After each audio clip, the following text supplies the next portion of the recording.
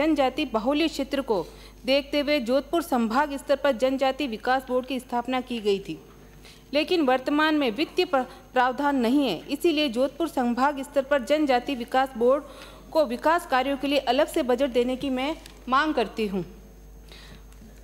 सभापति महोदय, अक्सर देखा गया है कि जनजाति आमतौर पर जंगलों में रहती आई है और अब वो या तो आगोर या गोचर भूमि पर निवासरत है। अब वर्तमान में इनके पास आवास की समस्या आ रही है। विभाग इनके पुनर्वास की रूपरेखा बनाकर इनके पुनर्वास की व्यवस्था करावें ताकि सरकारी की जो भी योजनाएं हैं उनके लाभ उठा सकें।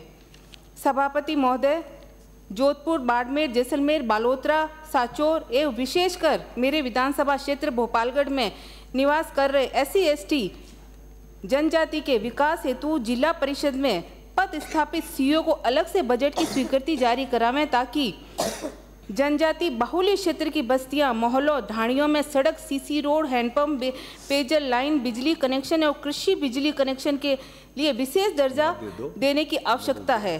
साथ ही इस क्षेत्र में नरेगा में कार्य दिवस 200 दिन करने और मजदूरी 400 करने की मांग करती हूं। सभापति महोदय, वर्तमान में भोपालगढ़ विधानसभा क्षेत्र में ऐसी कई ग्राम पंचायतें हैं जहां जनजाति बाहुल्य क्षेत्र हैं। वहां नहीं तो माँ बाड़ी केंद्र है और नहीं बाल बाड़ी केंद्र है। इसीलिए मेरी मांग है कि प्रदेश में टाडा माडा योजना के तर्ज पर भोपालगढ़ विधानसभा क्षेत्र जहां जनजाति बाहुल्य क्षेत्र है वहां पर बालवाड़ी एवं माँ बाड़ी केंद्र खुलवाने की मैं आपसे मांग करती हूं।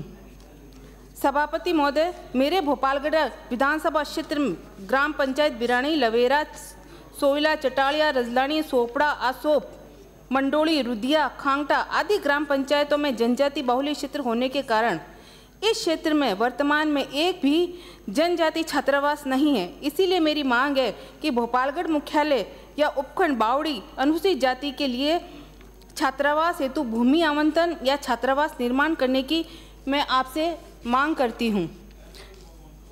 सभापति महोदय, एक बहुत ही बड़ा मुद्दा है कि प्रदेश में भीलो नायक समुदाय अधिक जनसंख्या में है, लेकिन ये भील नायक सरनेम लगाने से समस्या उत्पन्न हो गई। ऐसी ही मुद्दा मेरे भोपालगढ़ विधानसभा में भी ऐसी कई ग्राम पंचायतें हैं जहां भीलों में नायक समुदाय का बाहुल्य क्षेत्र है, जो वर्तमान में नायक लगाने से पटवारी, तहसीलदार, SDM द्वारा पोर्टल पर की मिस्टेक से ये अनुसूचित जाति के प्रमाण पत्र जारी किए जाते हैं, बल्कि ये वास्तव में अनुसूचित जनजाति के हैं। इनको ST में लिया जाए, अनुसूचित जनजाति का प्रमाण पत्र जारी किया जाए जिससे SC के लोगों को भी फायदा हो सके और ST के लोगों को भी फायदा हो सके। महोदय, EWS में 8 लाख की इनकम में भी छात्रवृत्ति मिल रही है और SC/ST में 2.5 लाख पर भी छात्रवृत्ति नहीं दी जा रही है। अतः आपके माध्यम से मैं मांग करती हूँ कि SC/ST को भी ये छात्रवृत्ति दी जाए और छात्रवृत्ति टाइम पर दी जाए, क्योंकि टाइम पर छात्रवृत्ति नहीं आने से बच्चों को परेशानी होती है और कई तरह की उनको परेशानियों का सामना करना पड़ता है।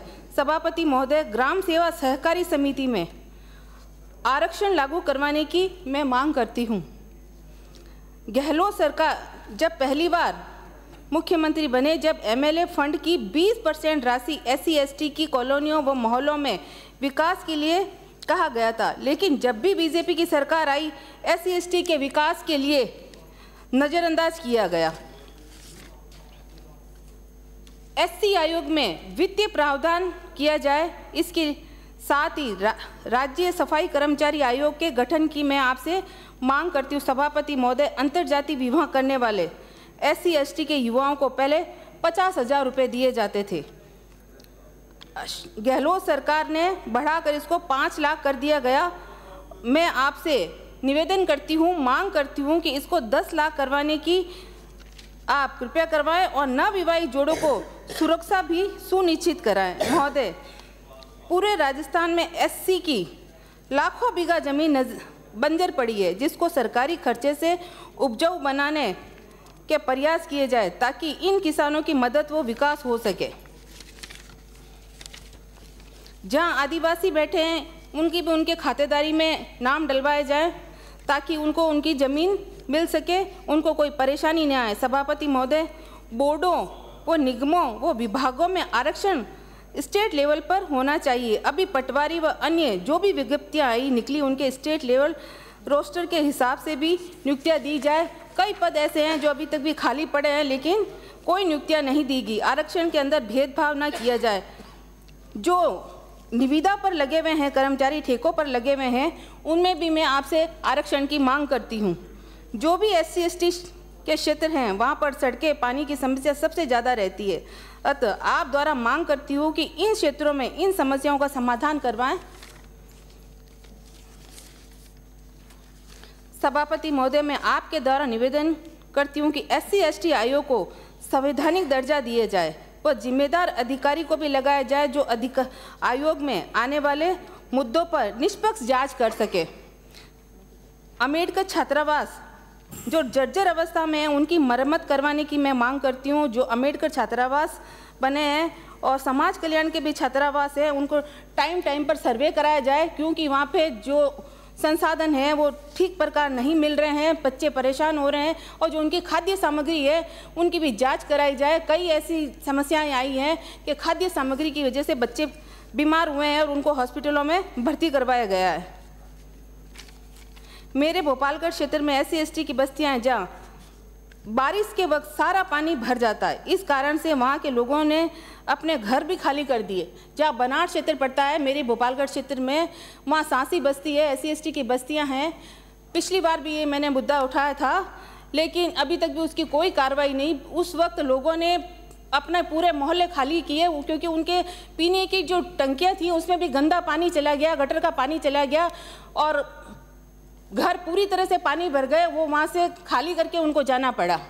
और मैंने कई बार इस मुद्दे को उठाया कि वहाँ पे रोडें बना दी जाए, उनकी ये बारिश आने से पहले उनकी समस्या ख़त्म कर दी जाए। और इसी तरह से मेरे क्षेत्र में साड़वा कल्ला पंचायत समिति में एक सीवरेज नाला बनाया गया जो आगे जाके खुला छोड़ दिया गया, जहाँ पर जटिया, मेघवाल, कई जाति के लोग रहते हैं। लेकिन उस नाले से जो पानी आ रहा है वो सारे घरों में भरता जा रहा है। मैंने कई बार इसके लिए भी कहा, कई बार कलेक्टर साहब को भी कहा, यहाँ विधानसभा में भी कहा, लेकिन उसकी कोई समस्या का समाधान नहीं हुआ। वो गंदे पानी से पूरे उनके घर भर गए और उनको घरों को खाली कर दिया गया है। पिछली बार भी भोपालगढ़ में 1 रुपया भी बजट नहीं दिया गया। भोपालगढ़ के साथ ये दोगला व्यवहार क्यों किया जाता है?